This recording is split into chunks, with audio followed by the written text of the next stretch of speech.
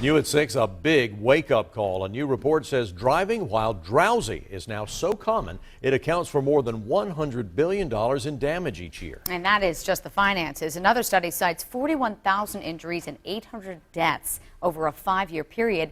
And law enforcement says that those numbers are low because most drivers don't admit to nodding off.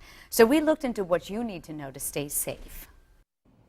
When Kendrick Hooks used to work the night shift, he had all the symptoms of being sleep deprived: excessive daytime sleepiness, morning headaches, snoring, sleep apnea, and the inability to go and stay asleep. Not once, but twice, he fell asleep at the wheel. The second time was when I flipped my car. The first time was when I flipped my ex-wife's car into a ditch, and I thought there was water in the ditch, and I thought I was drowning because I was still not fully awake as I crashed. Now Hooks works to help others at St. Francis Sleep Center. He's not surprised by the latest study showing there's more than 80 million sleep-deprived Americans on our roads every day. The Governor's Highway Safety Association report shows 5,000 deaths last year were caused by drowsy drivers. Well, drowsy driving actually emulates drunk driving. When I'm following someone up the highway and they're weaving back and forth on the road, or they're speeding up or they're slowing down, sometimes you even see their heads, they'll be like nodding, and so I pull them over, and you're not expecting drowsy driving, but a lot of times that's what it is. To put it in perspective, being awake just 18 hours and then driving long distance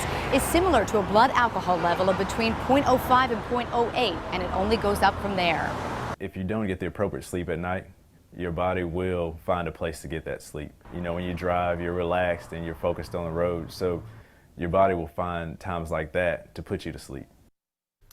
And sleep experts say less than 6 hours of sleep a night can really put your driving and even your health at risk. I bet just about everyone has experienced this at some point Yeah, or another. for sure. So what about the warning signs? What are the signs they say you should look for, Diane? Well, and I've heard people tell these stories and say that they got through it, but if you're having to roll down the window to get the cold air to keep you awake, or certainly turn your radio up or things like that, that is just a sign that you need to pull over, get the coffee, take a 30-minute nap until the coffee kicks in and maybe help you out, or just try to get more sleep at night if you can. Absolutely. Great advice. Thank you, Diane, for that. Straight ahead.